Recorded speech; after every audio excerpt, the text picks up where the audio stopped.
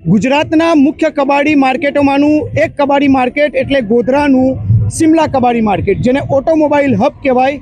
અહીંયા મારી સાથે ખૂબ જ મોટી સંખ્યામાં આત્મનિર્ભર લોકો જોડાયેલા છે. આ આત્મનિર્ભર લોકોના માથે ખૂબ જ મોટું સંકટ છે, અને જે સંકટ છે એ કુદરતી પ્રકોપની સાથે સાથે પાલિકા તંત્રની બલિહારી છે.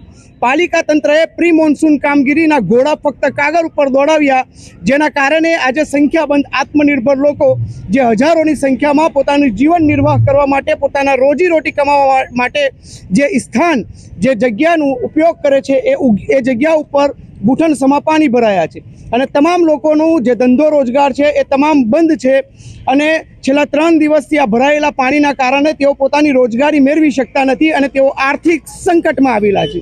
અને વધુ જો પાલિકા આ લોકો ઉપર ધ્યાન નહીં આપે તો વધુ 1 મહિના ઉપરાંત તેઓ આ સંકટમાં રહેશે. ત્યારે તંત્ર સંકટમોચક બની અને આમની સમસ્યાનું નિવારણ કરે તે ખૂબ જ જરૂરી છે. ગોધરાનું સિમલા માર્કેટ એટલે અહીંયા હજારો લોકો પોતાની રોજગારી મેળવે છે, પોતાનું જીવન નિર્વાહ કરવા માટે આ સ્થાનને ઉપયોગમાં લે છે. ખૂબ જ એકમો અહીંયા છે. એક તરફ રાજ્ય સરકાર અને ભારત સરકાર આત્મનિર્ભરતાની વાત કરે છે, ત્યારે આ આત્મનિર્ભર લોકોની અવાજ સરકારના કાને ક્યારે પડશે? આ બેરુ પાલિકા તંત્રના કાનમાં જે શીશું રેડાયું છે તેના કાનમાં શું આ આત્મનિર્ભર લોકોની અવાજ જશે કે કેમ, એ તે ખૂબ જ મોટો પ્રશ્ન છે. આપ મારી સાથે જોડાયો છો, મારી સાથે ખૂબ જ અહીંયા આત્મનિર્ભર લોકો છે, તેમની સાથે પણ વાત કરીશું. શું સમસ્યા છે અને કઈ રીતની તેમની તકલીફો છે, શું પ્રશ્ન છે અહીંયા? અમારે બીજો પ્રશ્ન તો રોડનો તો અમે કીધો, પણ લાઇટનો પ્રશ્ન બહુ મોટો છે. દિવસે લાઇટ રહે છે, નાઇટમાં લાઇટ રહેતી નથી, અને એટલા ખાડા પડી ગયા છે, પબ્લિક હેરાન થાય છે. તો અમારું એ જ અપીલ છે કે ભાઈ આ કર્મચારી બધા કરે છે શું? તમને નોકરી માટે રાખવાનો મતલબ શું છે? તમે જો પબ્લિકની લાઇટની આટલી બધી સમસ્યા છે, વારંવાર આટલી બધી પબ્લિક કહેતા છતાં કે અમે લાઇટનું જ્યારે પણ કહેવા જઈએ છીએ તો આ લોકો એવું કહે છે કે ભાઈ અમારી પાસે માણસો ઓછા છે, કે ભાઈ થાંભલા છે પડી ગયા છે. તમે જ્યાં સુધી ઝાડ કાપશો નહીં તો થાંભલા ઉપર એ લાઇટના વાયર પડવાના જ છે ઝાડ, અને એ સમસ્યા રહેવાની જ છે વારંવાર. તો આ એક જગ્યાએની વારંવાર ગામડા છે, આવા બધી સમસ્યા છે કે આટલું બધું પાણી છે, આ લોકો એની કંઈ વ્યવસ્થા કરતા નથી. કોઈ ગટર કે કંઈ એવું બનાવે કે વર્ષો સાલ અમારા હરેક માણસને આ રોડેથી નીકળવાનું હોય, અને હરેક માણસને આ તકલીફ છે.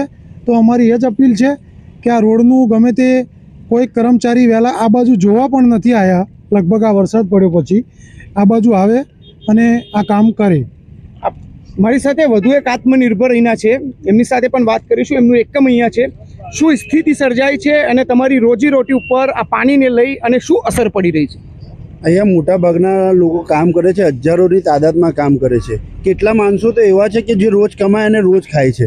સાહેબ, અહીંયા 3 દિવસથી પાણી એટલું જાય છે જેની કોઈ આગળથી પાણીનો નિકાલ બધું અહીંયા કરવામાં આવે છે, ને અહીંયાથી જે આગળનો ભાગ છે ને એને પાણીનો કોઈ નિકાલ કરવામાં જ નથી આવતો. સાહેબ, બધું પાણી અહીંયા જ ભેગું થાય છે. આ જોતા સાહેબ, જ્યારે બી 3 વર્ષ પાછલા 3 વર્ષથી આ પોઝિશન છે. પાલિકાએ કોઈ બી જાતનું કોઈ પણ પાણીનો નિકાલ કર્યો નથી, ને અહીંયા પાણી વિશે અહીંયા જ બધું પાણી આવે છે, આગળથી બધો નિકાલ કરે છે. પાછલા 3 દિવસ ત્યાં કોઈનો બી રોજગાર ધંધો, બધાનો રોજગાર ધંધા ઠપ છે.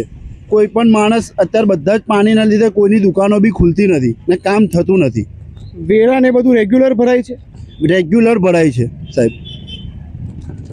આ આત્મનિર્ભર લોકોની જે સમસ્યા છે તે ખૂબ જ વિકટ છે. વિકટ એટલા માટે કહેવાય કારણ કે અહીંયાથી જ તેઓ જે રોજગારી મેળવી અને પોતાના ઘરે જાય ત્યારે તેમના રસોડા ચાલતા હોય છે. રોજ કમાય અને રોજ ખાનારા લોકોની સંખ્યા અહીંયા મોટી છે, ત્યારે પાલિકા તંત્રએ આ આત્મનિર્ભર લોકોને સાથ આપવાની જરૂર છે. આ સ્થળ ઉપર તમામ લોકો વેરા ભરતા હોય છે, વેપારી વર્ગના લોકો છે, અહીંયા મજૂરિયાત લોકો પણ છે, પરંતુ જે પ્રમાણેનો એમનો પ્રશ્ન છે એ પ્રશ્નનું નિરાકરણ થતું નથી. છેલ્લા 3 દિવસથી અહીંયા લગાતાર પાણી ભરાયેલું છે. આગાહી પ્રમાણે હજુ વધુ વરસાદ પડવાની પણ શક્યતાઓ દેખાઈ રહી છે, ત્યારે આ ભરાયેલું પાણી કેટલા સમયમાં નીકળશે તે અહીંના લોકો એ વાતને લઈને ખૂબ જ ચિંતિત છે. કેમેરામેન કેયુર સાથે editor in chief Ismail Jaba, global express, Godhra.